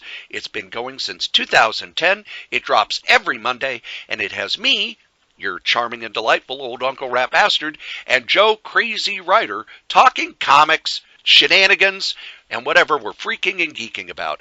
Every Monday morning. It's been going since 2010, and it's available at crazycomics.solitairerose.com. Also on that same feed is the Solitaire Rose Podcast, which is me, again, your charming and delightful old Uncle Rat Bastard, doing interviews, talking about comics history, pretty much talking about whatever I want to talk about. We've also got Solo Joe, where Joe Crazy Writer does a solo podcast, and he hasn't done one in a while, so kick him in the shins to get him started. We also, on that same feed, have Solitaire Rose Series and Review, where we do DVD commentary of older comic book series. That's all at crazycomics.solitairerose.com. I also do a podcast with Wolfie B. Bad at badadvice.solitairerose.com, where we take listener questions and give them bad advice. There's also Novelcast, where I take the novels I've written and turn them into free audiobooks. That's at novels.solitairerose.com. There's also Fantastic Forecast, where myself and Adam Vermillion are going through the entire run of the Fantastic Four, 4 issues at a time. That's fantasticforecast.solitairerose.com. And if you think that I'm on all of these podcasts, you're wrong, because Scrabbling Across the West is at scrabbling.solitairerose.com, where musician Dave Cofell and his wife Stephanie travel across America and then sitting down to play Scrabble and talk about the day. That's at Scrabbling Across the West, scrabbling.solitairerose.com. There are always more podcasts at the Solitaire Rose Podcast Network. Be there. Aloha. And now we get to the part that Joe ignored when I said last week. I listened to the episode last week, Joe, and I'm going to correct you, and you need to apologize once again. Nope, only one apology. I have it in the contract. Only one apology per podcast. Last week I said, Joe, what's going on the eBays? And you gave your freaking, and then complained that I didn't ask you what was going on the eBays. Why don't you ask me what's going on the eBays? No, because you don't pay any attention to what I say anyway. You're just going to do what you want. So here's Joe's favorite part of the show. No, not where he swallows up to close his colon. I have the cold from hell. Although I actually feel pretty good other than the constant draining. I hope I didn't hack too much over the podcast we're doing. I did hit the mute quite a bit. So if I did, I do apologize for that. My wife and I actually did see a movie a while back. It was called Angel Has Fallen. We were not impressed. It's just one, I guess, had we seen the other two, because it's like a third in a series, and it's kind of like, this is the super uber agent, and he's going to be accused of killing Morgan Freeman, which alone gets a death sentence. But, halfway through it, we just had to decide, you know what? We paid $5 for it on a $5 movie night. So let's just kind of check your brain at the door and enjoy it for what it is. It was just a $5 movie. I probably paid maybe $6 too much for it. But other than that, what is nice is now with my new schedule coming up, I got Tuesdays back. So hopefully I can go see some more movies for $5 because, I'm a little bit cheap guy. I had an interesting phenomena the other day. I borrowed a friend of mine my World War Hulk omnibus because he was really a big Hulk fan and he was all excited about it. And he was like, yeah, it's going to take me about a month to read. And I said, yeah, whatever. Just, you get the main story and then it ties off into what else was going on in the Marvel Universe. He did not like it. He liked the main event book. But what he couldn't wrap his brain around was that, okay, here's the main series and then here's all the other crossovers. Because to him, once the story was over, it was over. He wasn't able to throw himself back and say, okay, well, here's what was going on behind the scenes or with all these other heroes or things like that. And he just did not like the omnibus format. He thought it was just a waste. And I was kind of like, you know what? That could be true for maybe a casual reader. And that's something I kind of complained about with the Infinity Gauntlet. When I bought this, and I guess it depends on the storyline, but I would have preferred it more chopped up into, okay, here's what's happening at the same time, rather than, okay, here's the main event, now here's everything that tied into it, except the Micronauts. And, you could probably do that on some of the crossovers where it works easier, but it's just something to keep in mind if you do have a friend that wants to, that's not a comic fan. Probably don't borrow them the omnibus, unless it's, go find them just a regular book, let them be happy with that. Because, this really, with this, the omnibus format is really mostly for us uber geeks or guys like Cory that needed to anchor down his bathroom. So, some light reading. Yeah, pretty much. That's pretty much it for freaking. What you got, Cory? I was all set Friday. I got home. I didn't have to work at the group home because Turner Classic Movies is showing Godzilla pretty much all night long. Fridays through October. So I turn on my cable.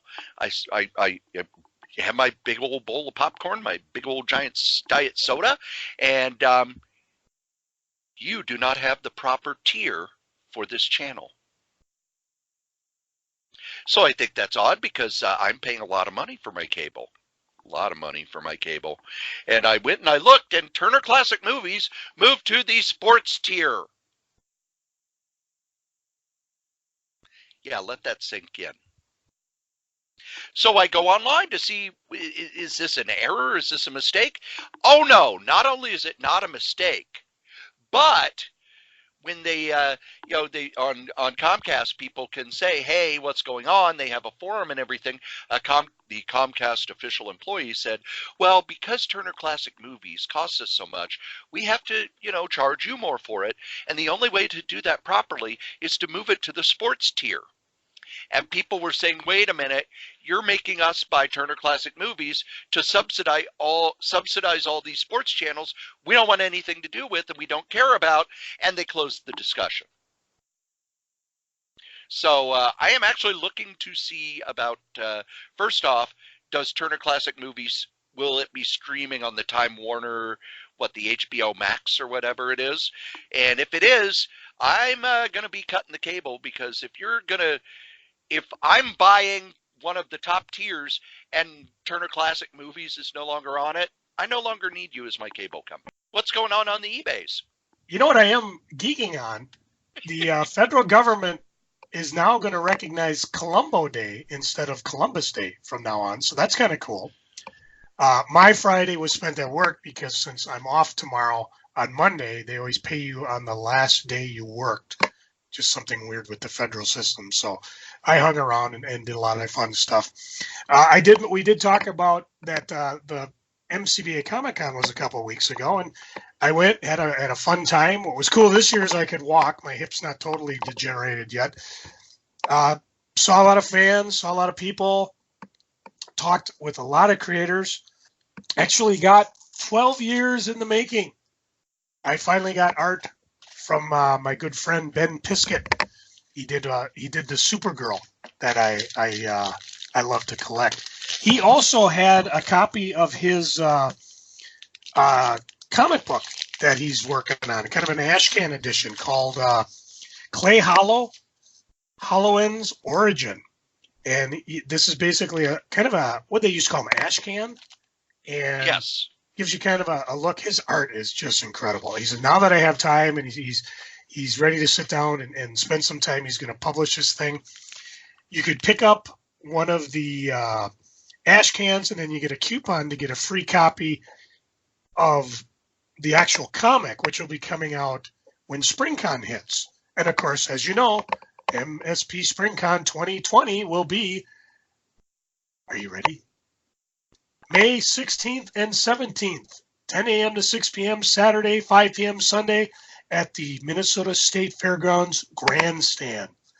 Don't even ask what's going on, because I'm pretty sure everybody at the con is in deep Odin sleep trying to recover from it. But, and of course, if you do want to try to get one of Ben's ash cans, just give him a call. He's on Facebook, Bennett Piskett, Piskes. So that was kind of cool. It's nice to see he's doing something, because he's always had fun art. I didn't really go too nuts buying things. I did find some stuff that, there was, Cory, you remember the Black Dragon from Chris Claremont and John Bolton? Yes. I wish John Bolton was doing comics art. I miss him. Well, for $5, this person had the Titan edition graphic novel. And of course, it's in black and white and has a bunch of gallery sketches. The original was in color, wasn't it? Or yes. Was it? Yeah, because it was epic. Because it was fully painted. Yeah. So this is kind of neat just to see the pencils and inks behind it. I did pick up a book from someone I've never read before, but New York Times bestselling author Rochelle Mead. I have a book of hers on the eBays where she autographed the comic. Her comic was Dark Swan Stormborn. And for $2, I picked up the graphic novel. And it says, let's see, Eugene Markham never asked for any of this. Until now, she's been content with her job as a freelance shaman, battling and banishing otherworldly creatures. But a prophecy suddenly makes her Otherworld's most popular bachelorette. She finds herself fighting off unwanted supernatural suitors, as well as the evils that begin emerging from her past. This was from Sea Lion Books. So, like I said, I'll probably review this later. Pretty sure Cory has this. Marvel Masterworks Atlas Era Battlefield. Yeah. Yeah, $10. I Oh, thought, wow. That's I pretty know. cheap for an Atlas book, which reprints every issue of that book. It's one of the better war comics. Very realistic, some beautiful art in that thing. Yeah, this has 1 through 11, and I thought, you know what, for $10, that's some pretty good reading in a nice hardcover Masterworks format. Some of the other goofy stuff, I did find some autograph Savage Dragon books, which were kind of neat, so I picked those up. I found a mini series. This is one of those weird things. It's from Ace Comics called Love Sucks, and I know I'll give a Joe prize to whoever remembers me talking about this. Way back in the beginning, we talked about stuff. I just took a comic and we went through and talked about series that I had in my collection. And I know we talked about this one. So I got in 1996, let's see if the old Kray 4000 has anything and of course, by that, I mean, I go to atomicavenue.com because it always talks about some of the stuff. So they had a one-shot, a series, which went 5 issues, and of course I've got 4 of them, and then another special, and not really much on it, but I'll read them again, let you know. Cory, have you ever heard of the magazine? Let's wait. Does the Strode know? All right, I got the shiny new dime. Cory, do you have your thinking hat on? No, but I do have thinking grenades. Oh, okay. Well, fire off a few. Have you heard of Groovy Cartoons, Gags, and Jokes? No. I can't say I have. Let's see if I can find it here. Groovy was a Marvel comic in 1968. 3 issues came out. It's a strange one. They were trying new things, trying to reach new audience with comic books. And they had parodies of their own books, and the ones we've talked about, not Brand X. This was one of them. It featured hip, single-paneled cartoon gags, things that you'd find later on, like from National Lampoon and stuff, though not as raunchy. And they were trying for a more sophisticated audience. Obviously, it didn't work too well because it only did 3 issues. And I found one in a dollar bin, and I thought, you know what? This is kind of cool. So, and on the cover, it's got, let's see, a bunch of guys in the typical rowboat saving the guy on a island, and he's hugging the one lone palm tree. If Shirley goes, I go too. Okay, here we go. Fuzzy question. Mother, can I go out to play? Yes, daughter, but not with little boys. They're too rough. But mother, if I find a nice, smooth little boy, can I play with him? And then the bottom one has a mom on one of those trash cans that has the lid and the little kid sitting in it, and the dad's going, how long has he had this feeling of not being wanted? These are freak out funnies with Mamas and the Papas, Bob Dylan, the Monkees, Dick Smothers, and Mystery is a Blind Date by Johnny Carson. So maybe after what I just said, there's a reason why they only did 3 issues. A lot of stuff, other stuff, I actually put up on the eBays because you know me, I'm a flipper. See, I'm flipping Cory off right now, and he can't even tell. But some of the things I sold just recently, Adventure on Planet of the Apes, number 5, that's from 1976. I think those were originals, weren't they, or were they reprinting the magazines? Quick, fire up the Craze on 3000. Adventure. Who cares? It's gone, it's sold. Let's see what other fun things sold. I did pick up an Amazing Spider-Man 300. They call it Amazing Spider-Man Venom, which is 3D. It just came out this year, and I thought, well, what the heck? It's cheap enough, kind of fun. But sold it. A Bananas issue, number 56, the Scholastic magazine. This one came from 1982, had the Beatles on the cover. 20 things you didn't know about the Beatles. Well, I do now. I sold a run from IDW back when they had the Doctor Who license. They did Doctor Who 1 through 6, featuring the David Tennant, Martha Jones rendition of the Doctor. We talked about Mike Grell earlier, but he did a run of Invincible Iron Man called The Shining Armor, 59, 60, 61. I sold that as a set. A book I picked up long ago. I think I got this back from, what's his name? Steve Brown, the Man of Renown. Astonishing X-Men #1 sketch variant cover. This is one of those Marvel Authentics where they always had a little space where you could either buy a pre-sketch on it or you had a space you could get if you wanted to break the seal, because it was a dynamic forces tape thing.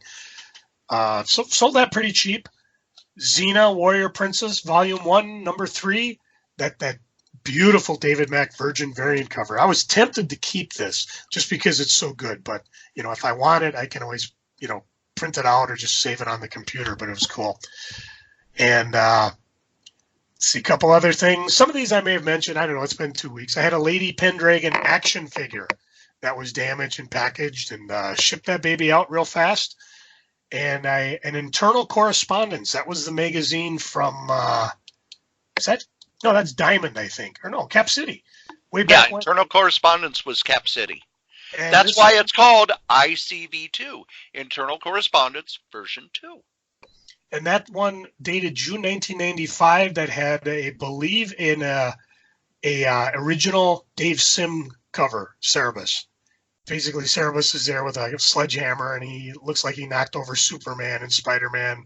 Oh, no, he basically knocked over the Superman statue. So I got all sorts of fun stuff up. KRAYZ on the eBays, so check it out. And, of course, as listeners of this show know, if you see anything you're interested in, send me a quick note, either through the eBay system or make an offer on something, and I'll always cut you a deal, or maybe I'll include you something. Not these cough drops. I'm going to need these later, but it could be. Maybe I'll just give you this Love Sucks collection I picked up because I don't have issue 5 and I want to hunt it down. I did stop by the day after, and if you excuse me a second, we've been talking about how one of the shops Cory and I would visit every so often, Level Up Games, is closing 2 of their stores. The Egan store, which is long gone, and the one in South St. Paul. Well, they had dropped everything to 50%. And I think I left Cory a quick note. Today is actually, well, I guess by the time you hear this podcast, it's today's their last day as we're recording it. And they dropped everything 60%.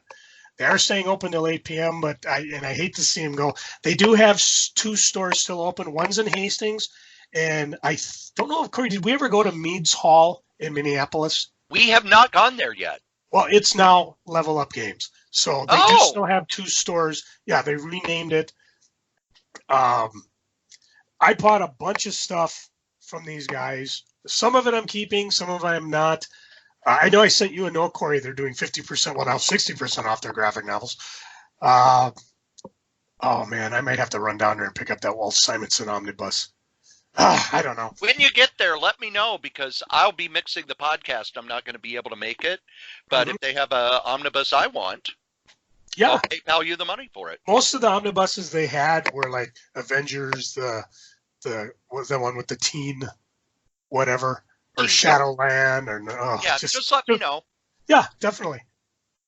So you can jump onto the eBays though and see what kind of fun things I picked up from them, because you don't have to wait.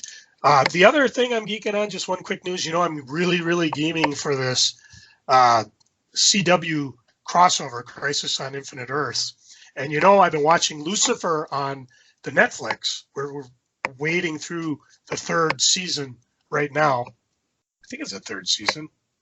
I don't know. It's just fun to go through it. But rumor has it, Tom Ellis, Lucifer himself, was seen on the set as they're filming Crisis on Infinite Earths on one of the CW shows. Could he be there as Lucifer? Oh my! Cory, I got to get my heart to stop pounding so hard. Would you go ahead? What are you geeking on? I only read one comic in the time I was away. I went away for the kind of a long weekend. I left on Thursday, came back on Monday to visit my parents down in central Illinois. And most of the time we watched the Ken Burns country music documentary. They had the whole thing recorded on their DVR, and whenever I would sit down, Dad would go, let's go back to watching that. I don't mind, because I love Ken Burns. I can also tell you exactly what point I quit listening to country music, because they talked about how, at this time they brought in these producers who did what they called cosmopolitan country. It's like, that's when I quit listening to it, when they got rid of all the rhythm and blues and rockabilly influences. Yeah, right there. But just a well-done documentary. And then I read Infinite Wars, the Gary Duggan big crossover hardcover. It's not an omnibus, but it's pretty damn close. It's got the it's got the preview miniseries, the miniseries, and then the aftermath. Sadly, it doesn't have any of the Infinite Warp stories, but you can read it without those. My only problem was that Mike Deodato's art was colored so dark that I would have to turn on an extra light in order to read it well. Ugh, I hate when they do that. But a very cool story, kind of redefining the Infinity Stones now that the Marvel Universe was recreated in Secret Wars. And again, in Doctor Strange for the second time. Yep. So I highly recommend that book. It's really what I'm geeking on. A lot of what I'm geeking on I talked about when we talked about previews. And believe it or not, kids, you've listened to us blather on about Wait a minute. Does this mean next episode is going to be a total review episode? I think next episode we need to talk about this rumor that has gotten so big. It's on the beat. Well, that can't be that big.